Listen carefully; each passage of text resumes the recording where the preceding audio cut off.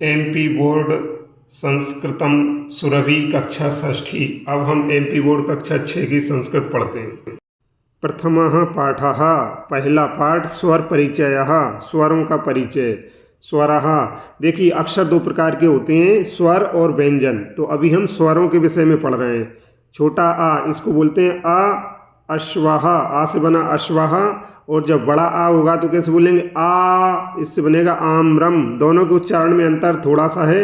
छोटे आ को बोलेंगे अ, बड़े आ को बोलेंगे आ। इसी प्रकार ई, छोटी ई है, इससे बनेगा इष्टिका अर्थात ईंट। और बड़ी ई से बनेगा ईशः अर्थात ईश्वर। दोनों के उच्चारण में अंतर देखेंगे। छोटी ई को बोलेंगे ई और बड़ी ई को बोलेंगे ई, इष्टिका ईशः।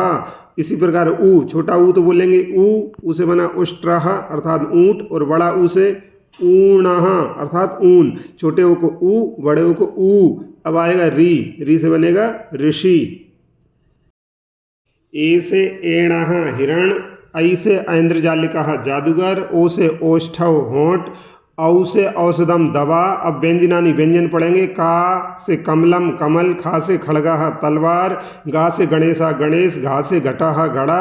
इंग, गंगा में इंग बीच में आएगा। चा चक्रम पहिया, छा छत्रम छाता, जा जलयानम जहाज, झा झरहा झरना। यहाँ चंचू चंचू लिखेंगे तो यहाँ बीच में आएगा। टा टंकणम टाइपिंग मशीन, ठा ठटका ठठेरा, डा डमरू बजाने वाला डमरू, ढा ढोलह बजाने वाला ढोल, बा वाणः वाण, ता तरहु वृक्ष, था थह पर्वत, दा दर्पणः कांच, धा धनु धनुष, ना नरेशः राजा, पा पर्णम पत्ता, फा फणी सांप, बा बकः बगुला, भा भल्लुकः भालू, मा मयूरः मोर, या यज्ञः यज्ञ, रा रथः रथ, ला लड्डू लड्डू, वा वटः बरगद, श शशकः खरगोश, श षट्पदः भौरा, सा सरः तालाब, हा हलम हल। अब तीन संयुक्त व्यंजन है। छात्रज्ञ, छात्रज्ञ। चित्राणि दृष्ट्वा नामानि लिखत, चित्र को देखकर उसका नाम लिखना है। तो क्रम से इस प्रकार नाम आएंगे। कमलम, खड्गः, घटः, छत्रम, उष्ट्रः, एणः, धनुः, आम्रम, ढौलः। कोष्टकात् उचित शब्दम चित्वा चित्रानुसारम लिखत, कोष्टक से उचित शब्द का चयन करके चित्र के अनुसार लिखना है। तो का में आएगा ऋषि, खा में गणेशः, गा में ओष्ठव, घा में झरः, इंग में मयूरः, चा में बकः, छा में फणी, जा में रथः। अधोलिखितानां शब्दानां वर्णानि पृथक पृथक लिखत, नीचे लिखे हुए शब्दों के वर्णों को अलग अलग करके लिखो। इसको देखिए, बहुत अच्छी चीज़ है समझने के लिए बच्चों को। इसमें लिखा है चटका। तो इसकी दो बातें होती हैं। एक तो कि जो अक्षर होता है उसका जब हम उच्चारण करते हैं तो उसके अंत में क्या निकल रहा है। जैसे हमने बोला चा तो अंत में क्या आ रहा है? आ, छोटा आ रहा है। हमने बोला टा तो अंत में आ रहा है। और हमने बोला का तो अंत में आ रहा है बड़ा आ। एक तो ये चीज़ है। और दूसरी चीज़ समझने वाली ये है कि यदि हमें किसी अक्षर में कोई भी मात्रा नहीं दिख रही है तो हम उस अक्षर में हलंत लगा देंगे।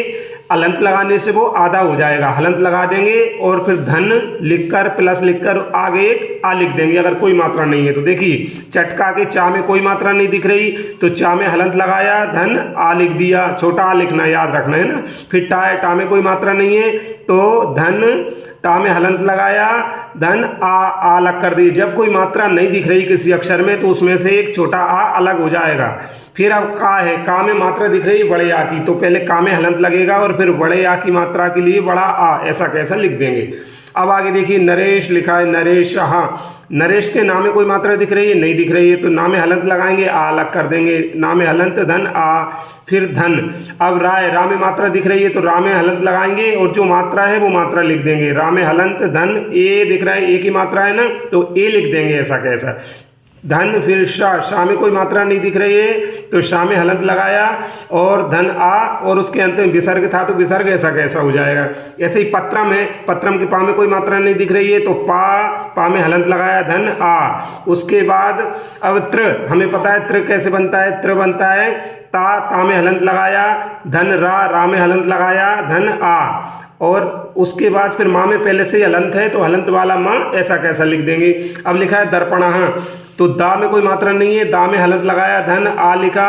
अब ऊपर जो रा दिख रहा है वो पहले से ही आधा रा है तो रा में हलंत लगा देंगे अकेला, तो आधा रा हो गया। अब पा में कोई मात्रा नहीं है तो पा में हलंत लगाया, धन आ। अब अणा में कोई मात्रा नहीं है तो धन अणा में से हलंत लगा के आ निकाला, और धन विसर्ग ऐसा कैसा रहेगा। ऐसे ही घटा का घा में कोई कोई मात्रा नहीं है तो घा में हलंत लगाया, धन आ। और उसके बाद में फिर टा में कोई मात्रा नहीं है तो टा में हलंत लगाया, धन आ। अगला प्रश्न है रिक्त स्थानानि पूरयत, रिक्त स्थानों की पूर्ति करो। का में दिया है जा रिक्त स्थान यानम, तो जा के बाद इसमें क्या आ जाएगा, ला, तो ये हो जाएगा जलयानम। खा में दिया है शश, रिक्त स्थान इसमें आ जाएगा का और उसमें विसर्ग शश का अर्थात खरगोश। इसी प्रकार से गा के बाद खाली स्थान शा, अणा पर एक ही मात्रा आ जाएगी, ये हो जाएगा गणेशः। ऐसे ही क्रम दिखा है, इसमें चा लिख देंगे, चक्रम अर्थात पहिया हो जाएगा। ई लिखा है, इसको बनाएंगे इष्टिका। इसके बाद दिया है अगला प्रश्न वर्णमालानुसारेण स्थापयत, अर्थात वर्णमाला के अनुसार, वर्णमाला क्या होती है, अ आ ए ई उ, उसके अनुसार क्रम से इनको लिखना है। तो अभी जो अव्यवस्थित हैं इनको जब हम क्रम से लिखेंगे तो ये क्रम अनुसार सबसे पहले क्या आ जाएगा, आम्रम, और इस प्रकार जो नीचे क्रम से जमे हुए दिखे हैं उसके अनुसार हम इनको पूरा जमा देंगे तो ये हमारा क्रम से व्यवस्थित हो जाएगा। इति प्रथमः पाठः समाप्ता, इस प्रकार प्रथम पाठ समाप्त हुआ। सर्वेभ्यो नमो नमः।